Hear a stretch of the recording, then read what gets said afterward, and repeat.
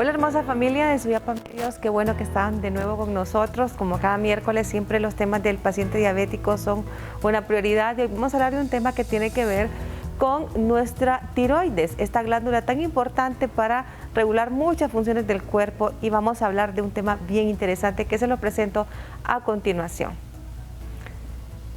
Estaremos hablando del hipotiroidismo, y justo el hipotiroidismo pues es un tema que quedó como asignatura pendiente las semanas anteriores con el doctor Alejandro Iscoa, endocrinólogo del Instituto Nacional del Diabético. Doctor, bienvenido, mucho gusto. Mucho gusto, buenas tardes. Buenas tardes, doctor. Ya habíamos hablado del hipertiroidismo, pero es importante ahora que hablemos del otro extremo, el hipotiroidismo. Siempre tienen que ver con la glándula tiroides, pero causan efectos diferentes en el cuerpo. Exactamente, ¿qué es el hipotiroidismo, doctor Alejandro? Sí, bueno, el hipotiroidismo es una enfermedad en donde la glándula tiroidea no está secretando suficiente hormona. Entonces, por la falta de la hormona hay una serie de manifestaciones o de síntomas o signos que los pacientes presentan y que dificultan sus actividades. O sea que la producción de las hormonas que regula la glándula es menor. En el hiper es que está aumentada la función. En el hiper tenemos un exceso de hormona, ¿verdad? Claro. Exceso de T4, T3, sobre todo T3. Y en el hipotiroidismo, mientras tanto, hay una falta. Entonces los tejidos no pueden cumplir todas sus funciones porque le falta la hormona tiroidea. Bien, doctor, hablamos con Epifanio, nuestro productor, fuera de cámaras, que generalmente se presenta en más mujeres que en varones. ¿Por qué ocurre esto, doctor? Sí, bueno, como la mayoría de las enfermedades de endocrinología son más frecuentes en mujeres, aquí hay muchos factores genéticos que intervienen.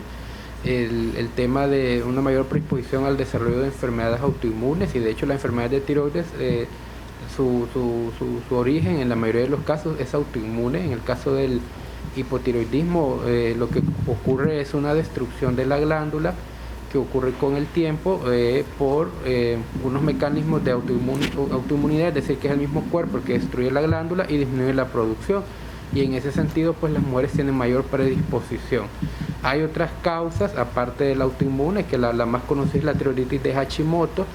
Hay otro tipo de tiroiditis que son procesos inflamatorios y causas menos frecuentes, inclusive causas congénitas, como por ejemplo, entre las causas congénitas podemos mencionar la falta de la tiroides desde el nacimiento, lo que llamamos agenesia tiroidea, algunas enfermedades donde faltan enzimas o faltan elementos que participan en la formación de las hormonas. Hay otros trastornos que aparecen ya con los años, como algunas enfermedades que producen infiltración al nivel de la glándula, como la tuberculosis, la sarcoidosis, que ya son enfermedades raras. También por muchos años una causa de hipotiroidismo fue el déficit de yodo o el exceso, pero sobre todo el déficit, que eso pues se ha corregido en los últimos años con la utilización de la sal yodada. Entonces ya lo vemos menos en estas zonas del mundo, se ve más que todo en zonas montañosas, muy alejadas de las costas, donde hay menor cantidad de yodo. Y bueno, hay otras causas, ¿verdad? Postquirúrgicas, personas que han sido operadas de cáncer o por otra causa se les ha quitado la glándula, que se les ha administrado yodo también por este tipo de terapia, pero la más frecuente pues sí es la causa autoinmune. Sí, doctor, vamos a mencionar algunos de los síntomas que se presentan en el hipotiroidismo. Cabello seco y quebradizo, doctor. Así es, las hormonas que se le liberan en la tiroides ejercen acciones a nivel de casi que todos los tejidos y todos los sistemas. Entonces, por ejemplo, cuando no las tenemos a nivel de la piel, es característica la caída del cabello, un cabello quebradizo. Hay un signo, por ejemplo, que es la pérdida de la cola de la ceja, que ocurre porque por la misma caída del cabello se pierde la mitad de la ceja. La piel puede estar deshidratada, es decir, una piel seca, un tinte pálido, porque también se puede asociar a anemia. y con pérdida de la sudoración, las uñas pueden estar quebradizas, eso más a nivel de la piel. Claro. A nivel cardiovascular, pues los pacientes pueden tener la frecuencia cardíaca disminuida, que esto más lo detecta el médico al examen físico, Sí. Que va a estar la frecuencia cardíaca disminuida, pueden tener hipertensión, pero es una hipertensión que es más del predominio de lo que llamamos la presión diastólica, que es esa presión baja que nosotros cuando le tomamos a alguien 120-80, pues ese 80 es el que se eleva en el caso del hipotiroidismo. Y en los casos más graves puede haber hasta de lo que llamamos el derrame pleural, que es líquido a nivel de esa cámara que cubre el corazón, que bueno, ya es una complicación de que en casos muy descompensados. Sí. Veo uno aquí también, doctor, hinchazón en la cara. La cara inflamada. Sí, así es. Si vamos a nivel de los sistemas del tejido celular, lo que llamamos el tejido celular subcutáneo o el tejido graso, puede haber acumulación de líquido en esas áreas, en la cara, ¿verdad? La cara puede estar abogatada, como inflamada, pero es retención de líquido. También ese líquido se puede acumular en los pies, en las manos, que el paciente dice que están hinchadas, pero es acumulación de líquido. En la garganta también, que le llamamos el edema de la laringe y que el paciente lo puede referir porque tiene dificultad para tragar o porque siente como que tiene una flema al tragar y es por ese acúmulo de líquido o ese edema que se hace en esa área. También a nivel digestivo pueden presentar estreñimiento, estos pacientes tienden a comer menos, pero a ganar más peso. Sí. Son algunas de las manifestaciones clínicas en ese sistema.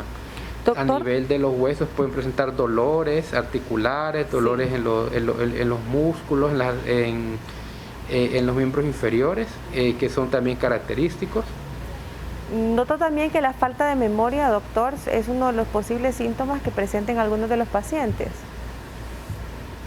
Así es, a nivel del sistema nervioso o a nivel cerebral puede haber falta de la memoria, pérdida de la concentración, cansancio, hay un enlentecimiento de los movimientos, las personas pueden sentirse como que son más lentas, que les cuesta concentrarse, inclusive hasta la habilidad emocional, a veces más propensos al llanto, a la depresión, por un hipotiroidismo descontrolado. Doctor, veo también aquí que hay uno que me llama la atención, la intolerancia al frío. Nosotros generalmente cuando alguna persona siente mucho frío le decimos, esta persona es friolenta. ¿Es lo mismo a lo que nos referimos cuando decimos intolerancia al frío en un paciente con hipotiroidismo? Así es, sí, bueno, no es exactamente igual, ¿verdad? Porque si hay personas bueno, nosotros que somos de países tropicales, pues no toleramos ciertas temperaturas tan fácil, temperaturas muy bajas, pero el paciente con hipotiroidismo puede estar a una temperatura ambiente que puede estar un poco disminuida, 20 grados, 16 grados centígrados y no lo tolera. De hecho, en los casos más extremos o descompensados, lo que llamamos el coma mixedematoso, que es una complicación del hipotiroidismo, pueden presentar hasta hipotermia. Y diferente al hiper, que es todo lo contrario, el hipertiroideo más bien lo que tiene es mucho calor, no tolera temperaturas medias, la siente como muy caliente, puede tener sudoración, entonces son extremos diferentes. Pero sí, en esa persona que puede ser una temperatura que es agradable, que es tolerable por muchos, no se siente a gusto o puede empezar hasta sentirse incómodo o enfermo con temperaturas más bajas, entonces puede ser por el hipotiroidismo. Sí, bueno, aquí hay varios síntomas, ¿verdad? Por ejemplo, vamos a mencionar la fatiga, la depresión y hasta la infertilidad. Fatiga, depresión e infertilidad, doctor. Así es, o sea, es muy variado el cuadro, pues, porque estas hormonas actúan en todos los tejidos. La fatiga, la depresión, pues es sobre todo por el déficit de la hormona a nivel del sistema nervioso central, y la infertilidad es porque también se puede asociar, por ejemplo, en el caso de las mujeres, pues, a trastornos menstruales. De hecho, cuando estamos con una mujer que estamos estudiando por fertilidad, siempre enviamos las hormonas tiroideas porque estas también tienen acciones a nivel del sistema reproductor, y en el caso del hombre, pues también en la formación de lo que le llamamos la espermatogénesis o la formación de los espermatozoides. Entonces, es muy florido el cuadro del hipotiroidismo, pero no todos los pacientes van a presentar todos los síntomas. Algunos predominan unos síntomas, otros predominan otros. Depende también de cada paciente, del tiempo de evolución y de los niveles que tenga, del déficit que tenga de hormona tiroidea. Doctor, estamos hablando de qué edades, en qué rangos más o menos es la prevalencia en nuestro país, porque también esta situación, como usted lo menciona, hay niños incluso que no nacen con la hormona o tienen un problema la hormona desde su nacimiento. ¿En más o menos en qué rango de edad andamos en el diagnóstico? Claro, por cuestión de epidemiología, la mayor parte de los pacientes se ubican después de los 30 años.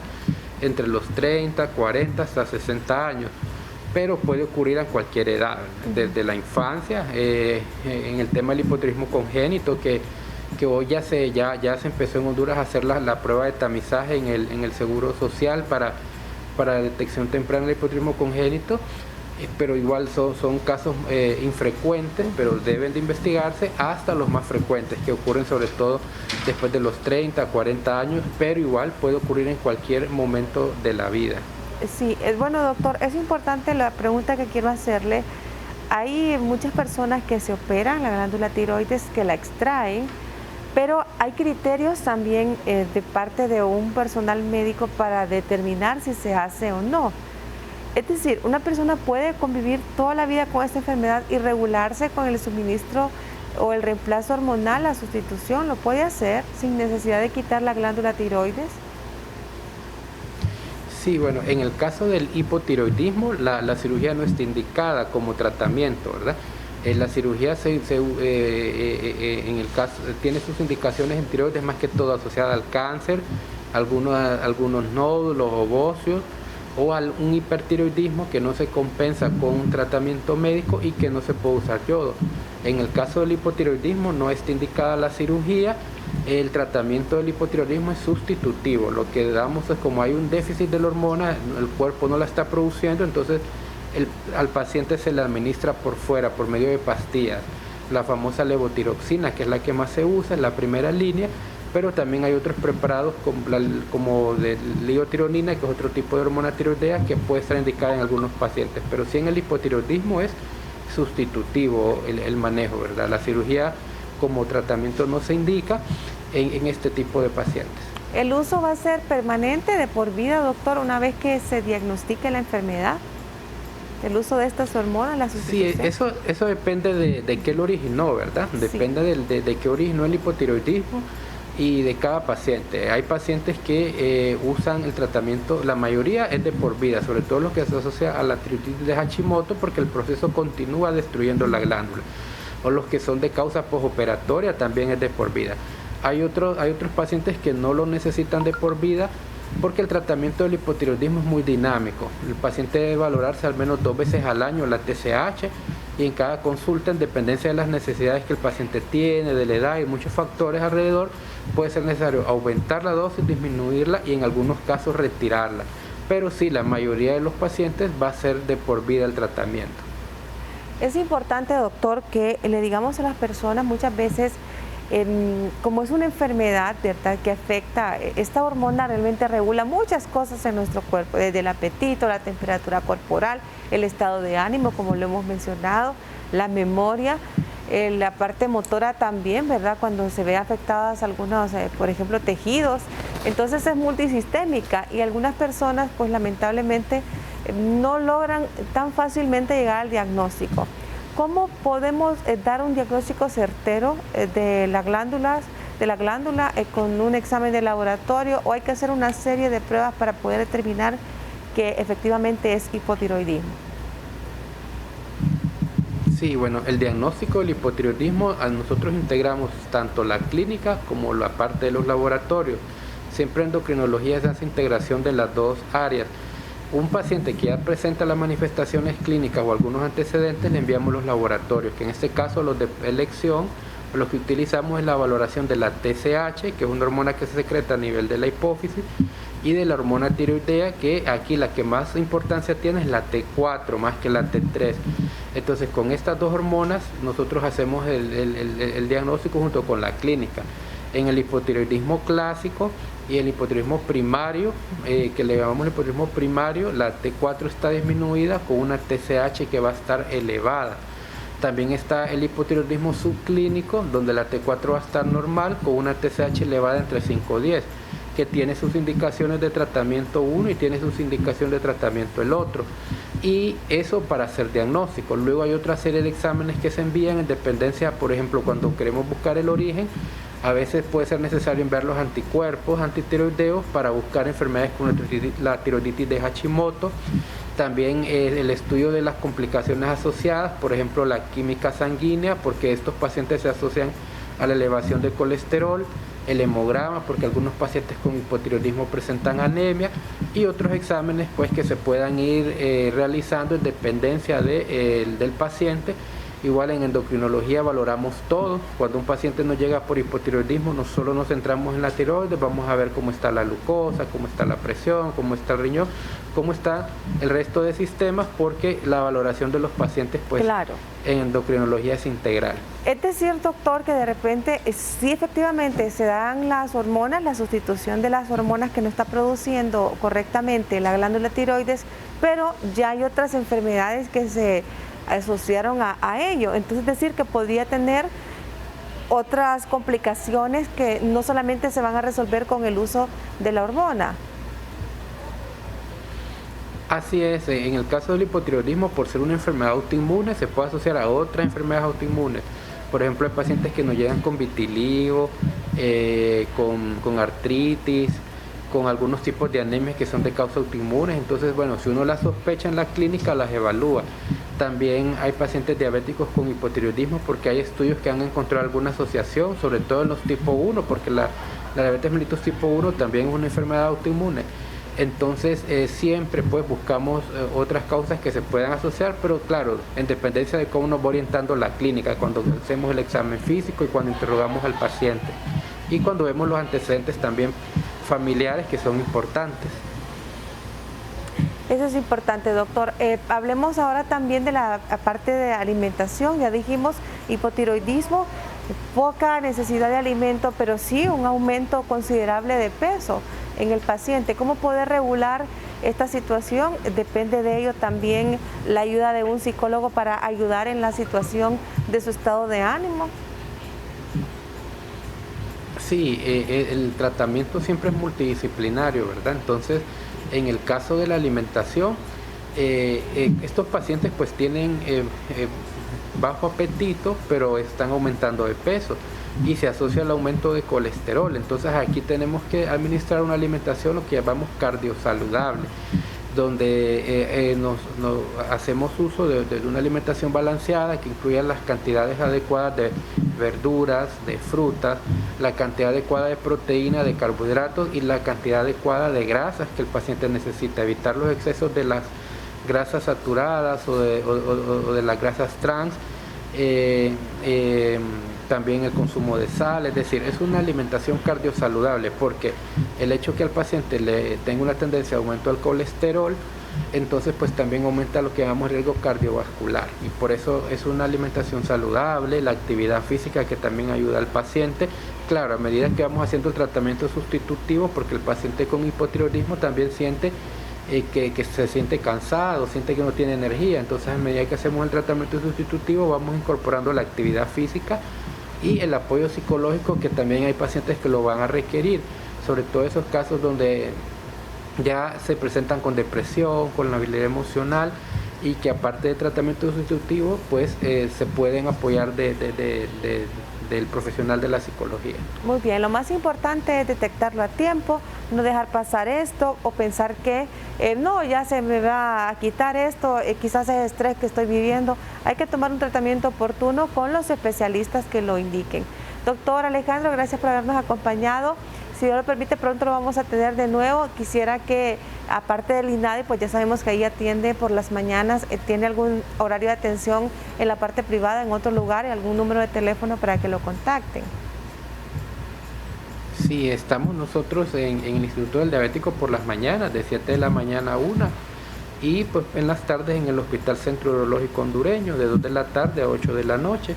Los teléfonos se pueden comunicar al 2280-5870, 2280-5871 o a nuestro WhatsApp 3394-4531, 3394-4531. Estamos para servirles y pues cuidar su salud, que es lo más importante en nuestra profesión. Muy bien, gracias al doctor Alejandro Iscoa, médico endocrinólogo del Instituto Nacional de Diabético. Hoy hemos hablado de hipotiroidismo, hemos mencionado algunos de los síntomas más frecuentes. Si usted tiene alguno de ellos y no se quita, sin explicación, lo más importante es que acuda al médico y haga los respectivos exámenes para diagnosticarlo o, en el mejor de los casos, descartarlo. Gracias por siempre acompañarnos. Les recordamos de lunes a viernes en nuestro horario a la 1:30 de la tarde a través de Suyapa Medios. Hasta pronto.